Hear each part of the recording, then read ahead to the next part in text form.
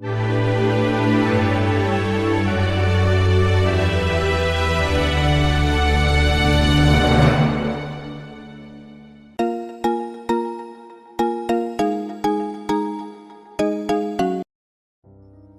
का वक्त था। सूरज अभी पूरी तरह निकला नहीं था। हनी मेज पर बैठा कॉफी पी रहा था और आयला बावर्ची खाने में नाश्ते के लिए अंडे फ्राई कर रही थी। इनके बेटे डैनियल की हंसी किचन से आ रही थी, जैसे कोई छोटा सा खुशहाल खानदान हो, दुनिया की तमाम उलझनों से आजाद। लेकिन अचानक दरवाजे पर जोर की दस्तक हुई। हनी ने दरवाजा खोला तो सामने पुलिस के चंद अहलकार थे। उनके साथ एक औरत भी थी, शायद कोई इन्वेस्टिगेटर।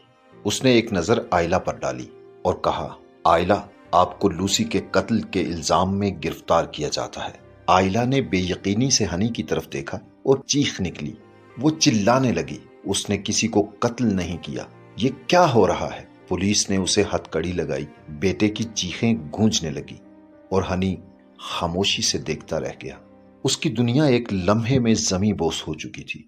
पुलिस के पास 3 बड़े सबूत थे। CCTV footage. जिस दिन लूसी को मारा गया, आयला की गाड़ी जाए वकुआ के करीब देखी गई। खून आलूद कोट उनके घर के कपड़ों की टोकरी से मिला, जिस पर लूसी का खून लगा था। जाती झगड़ा। दफ्तर में एक दिन आयला और लूसी के दरमियान जुबानी तकरार हुई थी, जिसके कई गवाह मौजूद थे। यह सब कुछ अदालत में पेश हुआ और ज्यूरी ने 1 हफ्ते के अंदर फैसला सुना दिया। आयला कसूरवार, उम्र कैद। मगर असल हकीकत कुछ और थी, जिसे कोई सुनने को तैयार न था। लूसी का कत्ल दरअसल एक डकैती की कोशिश के दौरान हुआ था। लूसी ने मज़ाहमत की और हमला आवर ने उसे सर पर किसी वजनी चीज से मार दिया। कातिल एक पेशावर मुजरिम था, जो उसी दिन एक और वारदात में मुलविस था, मगर उसका सुराग पुलिस न लगा सकी। आयला उस दिन वाकई लूसी के ऑफिस के करीब थी, लेकिन सिर्फ इसलिए कि वो एक मीटिंग के बाद लूसी से माफी मांगना चाहती थी।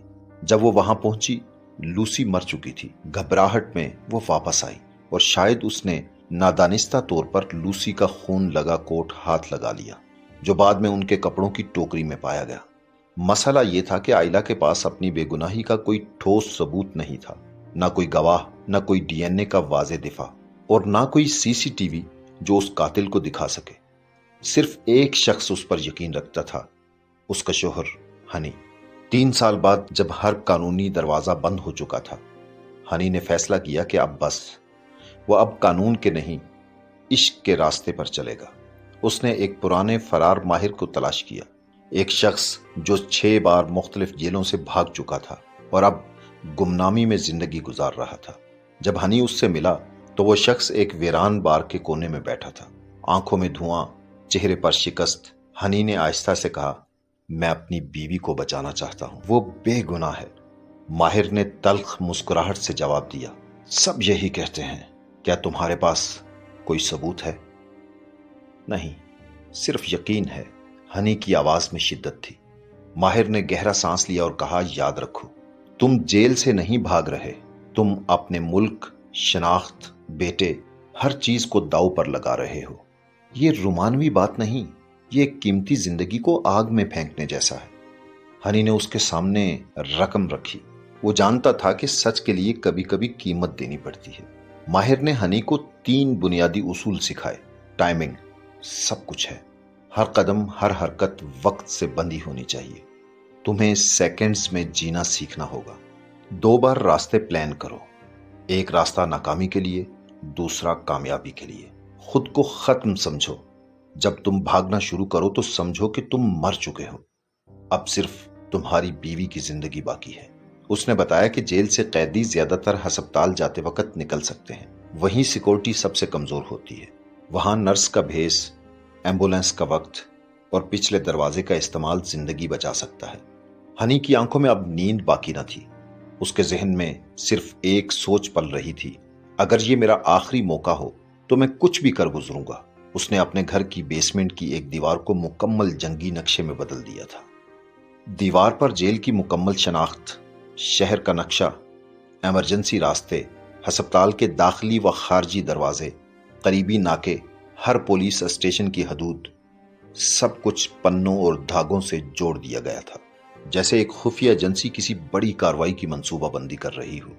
ماہر فرار کی باتیں اسے ہر وقت یاد رہتی تھی۔ تم وقت کے غلام بن جاؤ، ہر سیکنڈ کی قدر کرو۔ ہنی نے ہر دن کو گھنٹوں میں اور ہر گھنٹے کو منٹوں میں تقسیم کر دیا۔ صبح 4 بجے آئلہ کو جیل کے ڈاکٹر کے مشورے سے ہسپتال لے جانا ہے۔ ہنی نے پہلے سے ڈاکٹر کی جیلی رپورٹ تیار کی تھی، ایک واقف کار نرس سے جیلی کاغذات حاصل کیے اور جیل کے سسٹم میں داخل کروائے۔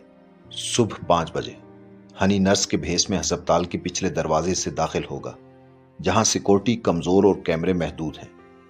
صبح 5:06 پر آئلہ کو ایمبولینس سے ہسپتال میں منتقل کیا جائے گا اور وہاں سے 2 منٹ میں ہنی کے ذریعے ایک چھوٹے لفٹ شافٹ سے نکل جائے گی، وہ راستہ جو صفائی کے عملے کے لیے مخصوص تھا۔ صبح 5:10 سے پہلے گاڑی شہر سے باہر ایک گودام میں پارک ہوگی، جہاں کپڑے تبدیل ہوں گے، شناخت بدلے گی اور ایک نیا راستہ اختیار کیا جائے گا۔ ہنی نے گوگل میپ سے ہٹ کر شہر کے پرانے صنعتی علاقوں کی گلیاں دیکھی تھی، وہ راستے جو اب ٹریفک میں استعمال نہیں ہوتے۔ اس نے ایک متبادل راستہ چنا جو نہ صرف کم ہجوم تھا بلکہ پولیس کی نظروں سے بھی بچا ہوا تھا۔ پہلا راستہ ناکامی کی صورت میں چھوڑنے کے لیے، دوسرا راستہ ایئرپورٹ جانے کے لیے، تیسرا راستہ گھر واپس آ کر پولیس کو گمراہ کرنے کے لیے، جیلی ٹریس۔ اس نے اپنی گاڑی کے جی پی ایس کو جان بوجھ کر ایک الگ سمت پر بھیجا تاکہ پولیس جب اسے پکڑے تو وہ سمجھے کہ وہ شمال کی طرف گیا ہے، جبکہ اصل میں وہ جنوب کی طرف روانہ ہو رہا ہوگا۔ ہنی نے اپنے بیٹے ڈینیل کے لیے ایک الگ منصوبہ تیار کیا تھا۔ اس نے ایک بھروسے مند دوست کو اعتماد میں لیا، اس سے صرف اتنا کہا، اگر کبھی مجھے اچانک جانا پڑے تو بس ڈینیل کا خیال رکھنا۔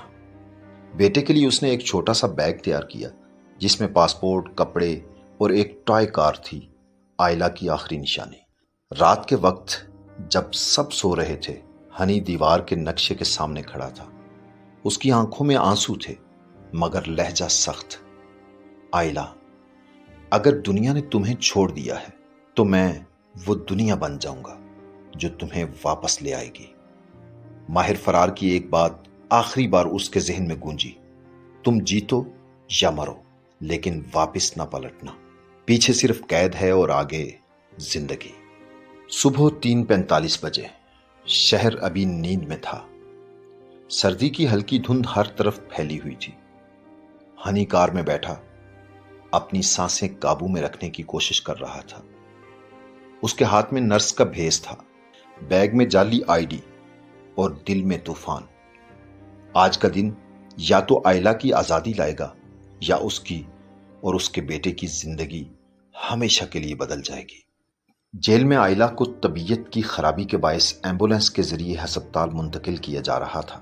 وہی جعلی علامات، وہی تیار کردہ میڈیکل رپورٹس، وہی منصوبہ جس پر ہنی نے پچھلے 2 ہفتے لگائے تھے۔ گارڈز کے ساتھ ایک خاتون اور 2 پولیس اہلکار تھے۔ آئلہ خاموش تھی، آنکھوں میں خوف، دل میں شک اور دماغ میں صرف ایک سوچ، کیا یہ سب کچھ ہے؟ کیا واقعی ہنی میرے لیے یہاں تک گیا ہے؟ ایمبولینس نے بالآخر ہسپتال کے پچھلے داخلی دروازے پر روکا، بالکل ویسا ہی جیسے نقشے میں پلان تھا۔ وہاں ایک شخص نرس کی وردی میں موجود تھا، ماسک پہنے، آنکھوں میں اجنبیت مگر اندر سے ہنی۔ 5:02 پر آئلہ کو اسٹریچر پر باہر نکالا گیا۔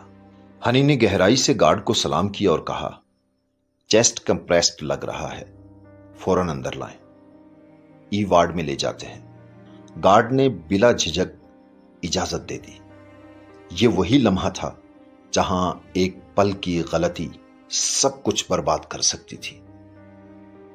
5:04 آئلہ اسٹریچر پر لیٹی ہوئی اندر ایک الگ راستے سے جا رہی تھی۔ ہنی نے واش روم کے بہانے گارڈ کو دوسرے کمرے میں بھیجا اور اسی لمحے آئلہ کو اٹھا کر لفٹ شافٹ کے ذریعے صفائی کے راستے کی طرف لے گیا۔ 5:06 نیچے پارکنگ میں کھڑی گاڑی کی ڈگی کھلی اور اگلے ہی لمحے آئلہ اور ہنی اس میں بیٹھ چکے تھے۔ دونوں نے کپڑے بدلے، ماسک پہنے، آئی ڈی کارڈ پھاڑے اور گاڑی پوری رفتار سے گودام کی سمت دوڑنے لگی۔ ہسپتال کے سی سی ٹی وی کیمروں نے غیر معمولی حرکت نوٹ کی اور صرف 3 منٹ بعد پولیس کو شک ہوا۔ جب گارڈ واپس آیا تو آئلہ غائب تھی۔ 5:10۔ پولیس الرٹ ہو گئی، ہر ناکے پر جانچ شروع ہو گئی۔ ہنی اور آئلہ اب شہر کی پچھلی سڑکوں سے نکلنے کی کوشش میں تھے۔ ہنی نے پہلے سے رکی ہوئی دوسری گاڑی استعمال کی تاکہ پولیس اس کا پیچھا کرے۔ خود وہ ایک سنتی علاقے کی سنسان گلیوں میں دوسری کار کے ذریعے نکل گئے۔ ہنی نے تمام فون تباہ کیے، کپڑے جلائے اور آئی ڈی کارڈ ایک نالے میں بہا دیے۔ آئلہ کا دل اس وقت پگھل گیا جب ہنی نے اسے بتایا ڈینیل اسکول میں ہے اور ہم اسے لینے جا رہے ہیں۔ آئلہ نے اپنے شوہر کی طرف دیکھا، آنکھوں میں آنسو تھے۔ کیا تم واقعی میرے لیے یہ سب کر رہے ہو؟ ہنی نے مختصر جواب دیا، نہیں، میں یہ سب اس دن سے کر رہا ہوں جب تم نے کہا تھا مجھے نہیں معلوم میں بچ پاؤں گی یا نہیں۔ اس دن میرے اندر کچھ مر گیا تھا۔ انہوں نے ڈینیل کو اسکول کے قریب سے چپکے سے اٹھایا، ایک بچہ جو کچھ نہ جانتے ہوئے باپ کی گود میں مسکرا رہا تھا۔ 6:28۔ تینوں اب ایئرپورٹ کے پرائیویٹ گیٹ پر کھڑے تھے۔ سیکورٹی سخت تھی۔ ہنی نے پرسکون رہتے ہوئے جعلی دستاویزات دکھائیں۔ آئلہ نے نقلی شناخت کے ساتھ پاسپورٹ پیش کیا اور ڈینیل کو کندھے پر سلا رکھا۔ پہلے گیٹ سے وہ نکل گئے۔ دوسرے گیٹ پر ایک سیکورٹی افسر نے ہنی کو غور سے دیکھا اور پوچھا، آپ کہاں جا رہے ہیں؟ ہنی نے بغیر پلک جھپکائے جواب دیا، ہنی مون ٹرپ، زندگی کا نیا آغاز۔ افسر نے ایک لمحہ سوچا، پھر مہر لگا دی۔ 6:41۔ فلائٹ نے ٹیک آف کیا اور 3 زندگیاں ہمیشہ کے لیے بدل گئیں۔ کسی عدالت نے آئلہ کو بے گناہ قرار نہیں دیا تھا، کسی ٹی وی چینل نے ہنی کو ہیرو نہیں کہا تھا، لیکن ایک شوہر نے، ایک عاشق نے، ایک باپ نے وہ سب کر دکھایا جو قانون، انصاف اور دنیا کرنے سے قاصر تھی۔ ہنی نے نظام کو شکست دی۔ فلائٹ نے جب زمین چھوڑی، نیچے کی دنیا چھوٹ چکی تھی، وہ دنیا جو آئلہ کے لیے ایک قید خانہ تھی، ہنی کے لیے ایک اذیت اور ڈینیل کے لیے ایک سوال، میری ماں کہاں ہے؟ جہاز کے اندر 3 سیٹیں تھیں، ایک عورت جس نے دنیا کے سامنے صرف خاموشی کا دفاع کیا، ایک مرد جس نے اپنی فیملی کی خاطر دنیا کو چکما دیا، اور ایک بچہ جو اپنے والدین کی قربانی کا وارث تھا۔ جہاز کا پہلا پڑاؤ ونیزویلا تھا، ایک ایسا ملک جہاں کا امریکہ کے ساتھ قیدی حوالگی کا معاہدہ نہ تھا۔ یہ وہ جگہ تھی جہاں وہ لوگ جا سکتے تھے جو قانون سے نہیں زندگی سے فرار چاہتے تھے۔ جہاز کے اندر آئلہ چپ چاپ بیٹھی تھی، اس کے ہاتھوں میں ہتھ کڑیاں نہیں تھیں، لیکن برسوں کی قید کی لکیریں اس کے چہرے پر ابھی بھی موجود تھیں۔ اس نے پہلی بار ہنی کا ہاتھ تھاما اور دھیرے سے کہا، تم پاگل ہو؟ ہنی مسکرایا، تمہارے لیے نہیں ہوتا تو کیا کسی اور کے لیے پاگل ہوتا؟ آئلہ نے نظریں چرا لیں اور آنکھوں سے آنسو بہہ گئے۔ وہ اب آزاد تھی، مگر اس آزادی کی قیمت اس نے نہیں، اس کے شوہر نے چکائی تھی۔ ونیزویلا میں اترنے کے بعد ہنی نے پہلے سے طے شدہ ایجنٹ سے ملاقات کی۔ وہاں انہیں نئی شناختیں دی گئیں، ہنی، ادریس، آئلہ، مریم، ڈینیل، عیسیٰ۔ ایک چھوٹے سے ساحلی قصبے میں جہاں دنیا خاموش تھی، ان تینوں نے ایک نیا گھر کرائے پر لیا، ایک جھونپڑی نما مکان سمندر کے کنارے۔ صبح سورج طلوع ہوتا، آئلہ سمندر کی طرف دیکھتی، ہنی اخبار پڑھتا اور ڈینیل ریت میں کھیلتا۔ یہ زندگی نہ امیر تھی نہ محفوظ، مگر آزاد تھی۔ امریکہ میں ٹی وی چینلز پر ایک ہی خبر چل رہی تھی، قیدی آئلہ ہسپتال سے فرار، شوہر مشتبہ، بیٹا لاپتہ، پولیس نے نیشنل الرٹ جاری کر دیا ہے۔ لیکن وقت کے ساتھ وہ خبر دوسرے اسکینڈلز میں دفن ہو گئی۔ لوگ بھول گئے، نظام آگے بڑھ گیا، لیکن ہنی کبھی نہ بھولا۔ اس نے ہر رات سوتے ہوئے دروازہ بند کیا، کھڑکی چیک کی اور ڈینیل کو بازوؤں میں سلا کر خود سے کہا، بس ایک رات اور، ایک دن اور یوں ایک دن، ایک ہفتہ، 1 مہینہ اور پھر 1 سال گزر گیا۔ کبھی کبھی آئلہ اپنی ماضی کی طرف دیکھتی اور سوچتی، کاش میرے پاس اپنی بے گناہی کا کوئی ثبوت ہوتا، کاش میرے شوہر کو یہ سب نہ کرنا پڑتا۔ مگر پھر وہ ہنی کو دیکھتی اور سمجھ جاتی کہ کچھ رشتے ثبوت کے محتاج نہیں ہوتے۔